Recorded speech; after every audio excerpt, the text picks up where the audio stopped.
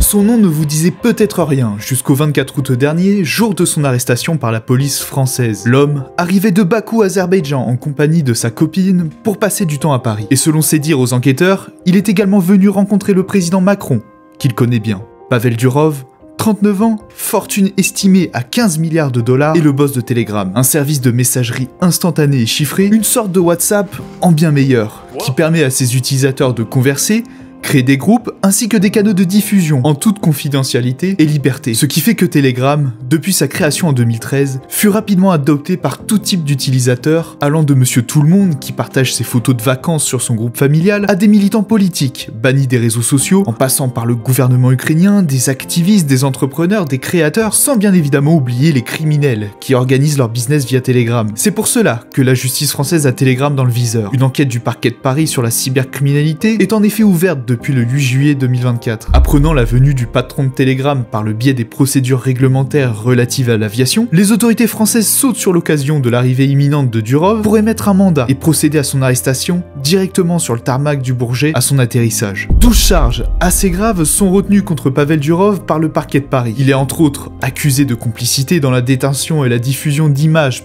graphique, mais également de faciliter via Telegram le blanchiment d'argent, de crimes et de faciliter tout type de trafic, crimes et délits. Lui est aussi et surtout reproché son refus de coopération avec les autorités pour fournir des informations nécessaires à des enquêtes.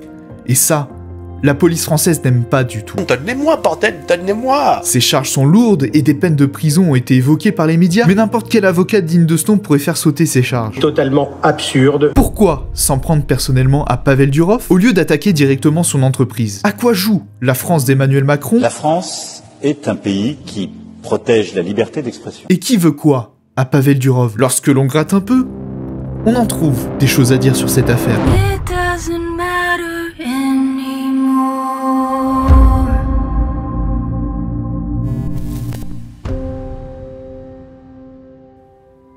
L'arrestation surprise de Pavel Durov a provoqué une levée de bouclier chez une partie d'Internet. Pour beaucoup, ce n'est ni plus ni moins qu'une attaque frontale à la liberté d'expression qu'offre Telegram. Elon Musk a même lancé un hashtag FreePavel sur sa plateforme X. L'ONU a également exprimé quelques craintes vis-à-vis de la liberté d'expression. Face à tant de protestations qui ternissent déjà l'image bien crade de la patrie des droits de l'homme, Emmanuel Macron lui-même nous l'assure, cette arrestation n'a rien de politique. Ce n'est que la justice indépendante qui fait seulement son travail. Macron dément également avoir prévu de rencontrer Pavel Durov, contrairement à ce que ce dernier avait affirmé aux enquêteurs. Durov a été relâché sous caution, avec une interdiction de quitter le territoire et l'obligation de pointer 2 fois par semaine au commissariat. Pour moi, les raisons de ce coup de pression mis à Durov ne se situent pas uniquement du côté de la liberté d'expression, contrairement à ce qui est dit partout. En tout cas, chacun a ses vues sur l'affaire. Pour les pro-BRICS anti-occidentaux, la bataille contre Pavel Durov et Telegram en est une qui s'inscrit dans la guerre entre l'Occident collectif et la fameuse majorité globale. Comprendre ici l'Occident décadent bientôt mort versus le nouveau monde multipolaire incarné par les BRICS. Pour eux,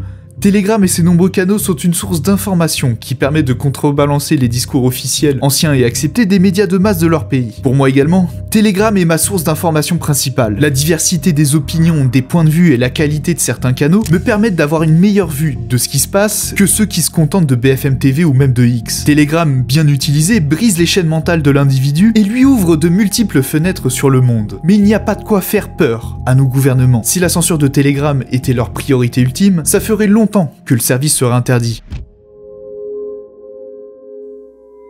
Oui, bien évidemment, le contrôle du narratif, c'est-à-dire le contrôle de ce que va croire et penser la masse par ce qui leur est diffusé via les différents canaux médiatiques est primordial. Supprimer instantanément tout ce qui dérange comme en Chine n'est pas nécessaire. La Chine étant un cas particulier où une mafia de 90 millions de membres doit pouvoir continuellement gérer et exploiter un cheptel d'1,4 milliard de têtes. Le parti ne peut pas se permettre de se manger un coup de sabot et de laisser se produire un Tiananmen 2.0. Ce qui dérange et menace aujourd'hui nos chancelleries, ce n'est pas tellement l'accès à l'information qui est libre et abondante et qui peut donner aux gens un esprit critique, car on va pas se mentir, tout ce qu'on veut c'est se divertir et rien de plus. On cherche tous à combler les temps morts de notre journée avec n'importe quelle information. Il nous faut toujours un truc à regarder, à lire, à écouter, pour ne pas se faire une seule seconde ou pour rentabiliser chaque seconde de notre temps si on se ment à nous-mêmes. Trop d'informations tue l'information. On en consomme tellement qu'on en oublie la majeure partie. Au risque de créer un effet stressant, il est préférable de noyer l'information qui dérange parmi tant d'autres et de rediriger l'attention du public le temps qu'il oublie l'information en question. Nos gouvernements ne sont ni effrayés par les droits tardés, ni par les gauchistes, ni par les dissidents, les résistants, les conspis ou les pseudo-éveillés et j'en passe. Macron s'en moque royalement que tu consultes des canaux pro-russes ou que tu spécules sur la chatte en compote de Brigitte. Pour moi, Pavel Durov n'est pas pris en grippe, seulement sur des questions de liberté d'expression. Bon, petit message pour les quelques-uns d'entre vous qui ne seraient pas venus sur cette vidéo uniquement pour se branler intellectuellement. Vous savez que vous former, c'est très important, que c'est primordial, que c'est la base de tout, mais que le marché est saturé de formations de merde, d'escrocs, de scammers, excusez les bruits qu'il y a en fond. C'est pour cela que je vous recommande Bonsaï Premium. Bonsaï Premium, c'est la seule offre qui propose les meilleures formations du marché francophone, c'est-à-dire quasiment que des mecs qui savent de quoi ils parlent et qui ont fait son nom qu'ils enseignent. Le lien se trouve en description, ça coûte le prix d'un McDo, donc si tu veux te former, n'hésite pas. Et c'est un bon moyen de soutenir cette chaîne, vu que je touche une commission pour chaque commande. Achète le CD, sinon tu niques. À mon sens, les réseaux ont à la fois la qualité et le défaut de provoquer des mouvements de foule. Avec les réseaux, n'importe quelle marque peut attirer l'attention sur son produit et créer potentiellement un engouement viral. Mais n'importe qui, que ce soit un individu, un groupe ou un état, peut provoquer un mouvement de foule à son profit. Pour le meilleur ou pour le pire, tout dépend de votre point de vue. Il suffit d'exploiter les algorithmes en postant du contenu chargé émotionnellement et conçu pour provoquer une réaction attendue. En clair, les réseaux sont un terrain formidable pour qui veut manipuler les foules. On peut foutre un bordel pas possible si on sait jouer au jeu. Et ça, c'est une menace potentielle pour un gouvernement, mais également par n'importe qui étant ciblé. Il n'y aurait pas eu d'émeute dans toute la France en juin 2023 si la vidéo des faits n'avait pas tourné et que personne n'avait filmé ce qui était en train de se passer. N'oublions pas aussi que les Gilets jaunes ont commencé avec un appel sur Facebook. C'était au début un pur mouvement de foule spontané qui a bien fait transpirer Macron. S'ils veulent un responsable, il est devant vous. Qu'ils viennent le chercher. Tout s'est embrasé ultra rapidement avant que l'incendie soit maîtrisé à coups de discrédit, d'intoxication, d'introduction de personnages jouant les pseudo-leaders et par l'usure d'une répression intraitable. Telegram est un bon outil quand il s'agit d'organiser et d'influencer des mouvements de protestation en Biélorussie. C'est aussi utile pour démoraliser l'opinion publique russe et rassurer la population ukrainienne. C'est utile pour planifier des actions en faveur de la démocratie en Iran, au Venezuela, en Russie. Mais Telegram, c'est pas bien quand les gens peuvent voir ce qui se passe à Gaza ou avoir la version russe du conflit en Ukraine. Mais l'enjeu avec Telegram n'est pas tant le contrôle de l'information, comme je l'ai dit. C'est vrai que sa modération minimale, pour ne pas dire négligée, peut causer problème. En Corée du Sud, une société normaux avec des gens normaux si vous voulez mon avis, une épidémie de deepfake graphique a fait rage sur Telegram. Des femmes ont eu la mauvaise surprise d'apparaître dans des pornos qu'elles n'ont bien évidemment jamais tourné. Toujours dans ce même pays, c'est sur Telegram que s'est produite l'affaire des Nth Room, littéralement énième salle en français, qui était un réseau de chantage sexuel qui revendait des images extorquées à des femmes, dont des mineurs piégés sur internet. Mais dire que Telegram est le Far West total est abusé. Dire que Telegram tolère et facilite ça l'est encore plus. Telegram coopère déjà depuis un petit moment avec les services français et étrangers pour tout ce qui touche au terrorisme. Il y a d'ailleurs une ligne de communication directe qui permet de transmettre des informations importantes. Pavel Durov a déjà reçu des agents français chez lui à Dubaï. Ils se soumettent déjà aux requêtes des autorités françaises. En tant qu'utilisateur français par exemple, je ne peux plus accéder aux canaux palestiniens que je suivais, aussi bien anglophones que francophones, qui couvrent le conflit à Gaza. Telegram a déjà bloqué un très grand nombre de canaux, accusés d'être pro-russes et de propagander contre l'Occident conformément aux lois locales. Lesquelles précisément, on ne sait toujours pas. Mais les conséquences d'une telle censure sont limitées. Les canaux qui furent ciblés étaient les plus suivis et sont revenus dans la foulée, en ayant certes perdu des abonnés sur le chemin. Telegram affirme se soumettre au DSA. Donc pareil, j'ai fait une vidéo qui explique cette régulation européenne vis-à-vis des plateformes en ligne. Telegram se conforme à la législation européenne. Pour compléter, Telegram supprime également le contenu qui ne plaît pas à Apple pour continuer à rester disponible sur l'App Store et sur tous les appareils de la marque. D'ailleurs, question à 1 million d'euros, savez-vous combien de réseaux sociaux sont européens? Aucun. À part peut-être Biréal à la limite si on est vraiment gentil, mais c'est en train de se péter la gueule. Parce qu'en face, les États-Unis ont Facebook, Instagram, X, Snapchat et en partie TikTok. J'ai fait une vidéo également sur le sujet. Les Chinois ont WeChat, QQ, Baidu. Même un pays de 52 millions d'habitants tel que la Corée du Sud possède ses propres réseaux comme Naver et KakaoTalk. Par contre, chez nous, rien. Nada, rien de signifiant. Et c'est pénalisant car cela fait de l'Europe une colonie numérique, à la merci des firmes étrangères. Mais ça n'empêche pas l'Europe et la France de vouloir avoir les attributs du pouvoir hégémonique US, c'est-à-dire accéder à tout de suite, et sans permission légale. Les autorités européennes veulent s'octroyer encore et toujours plus de pouvoir pour asseoir leur autorité et pérenniser leur existence. Elles aimeraient avoir le contrôle et l'œil sur tout ce que font les Européens en ligne, histoire d'être sereins. Et cela réduirait le risque de déstabilisation venu aussi bien de l'extérieur que de l'intérieur. Pour le moment, l'Europe compense son absence de mainmise sur des réseaux sociaux en passant des accords et en essayant d'obtenir un maximum de concessions de la part des acteurs dominants. Nous l'avons vu avec le DSA qui régule les pratiques des réseaux sociaux vis-à-vis des données ainsi que des contenus qui sont postés. L'Union européenne met sur la table le fait qu'elle contrôle un marché d'environ 500 millions d'Européens pas trop pauvres. Pour en échange recevoir des concessions sur la modération, la transmission éventuelle des données utilisateurs et plein d'autres choses avec les big tech. Elon Musk et Mark Zuckerberg se plient donc aux quelques exigences européennes pour pouvoir accéder au marché européen. Mais pour combien de temps l'UE pourra tenir dans le bras de fer qui l'oppose aux big tech? Avec Telegram, une théorie surgit. Et si l'Europe, par l'intermédiaire de la France, voulait récupérer Telegram pour enfin avoir ce réseau social et pour pouvoir s'y brancher?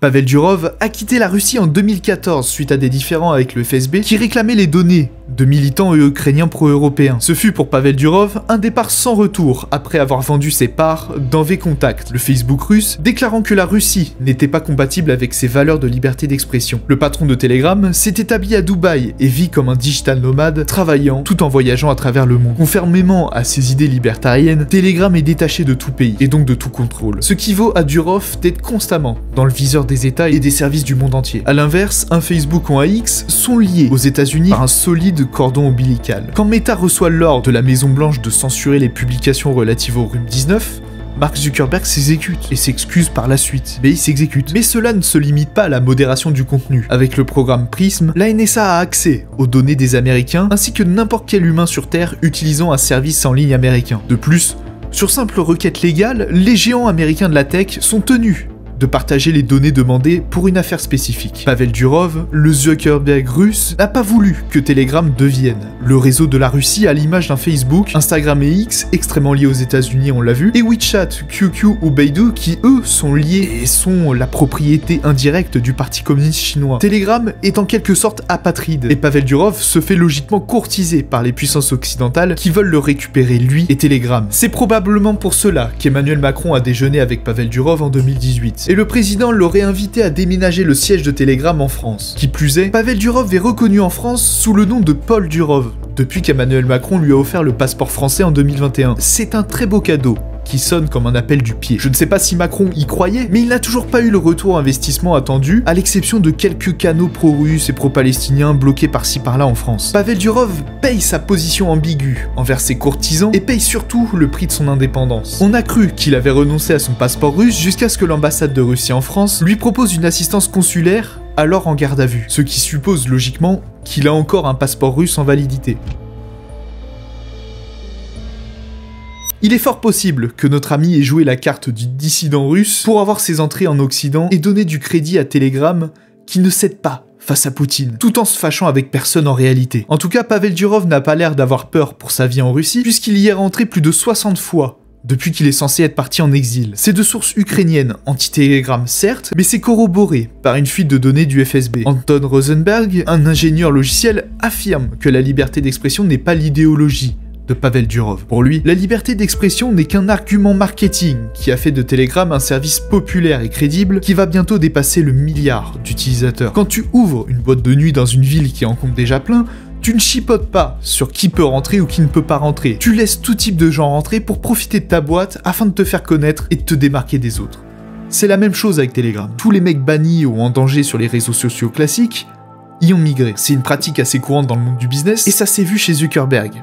Quand lui et ses équipes ont vu que TikTok avait une modération soviétique, ils se sont montrés plus tolérants et plus souples sur les reels qui peuvent être postés sur Instagram, afin de gratter quelque part de marché. Je pense que Pavel Durov cultive son image dégérée de la liberté d'expression pour asseoir la crédibilité de Telegram et faire grossir son écosystème. Je digresse encore, mais ne vous faites pas pigeonner par un Elon Musk qui défend sa liberté d'expression avant de défendre la liberté d'expression. Le rachat de Twitter doit être vu comme le rachat d'un journal, du chaîne de télé par un milliardaire pour faire avancer son agenda et développer son écosystème avant toute chose. La liberté d'expression comme argument marketing implacable et incarné par son boss a donné à Telegram ses premiers millions d'utilisateurs et sa crédibilité. Il n'est pas impossible qu'avec le temps, la modération devienne un peu plus stricte.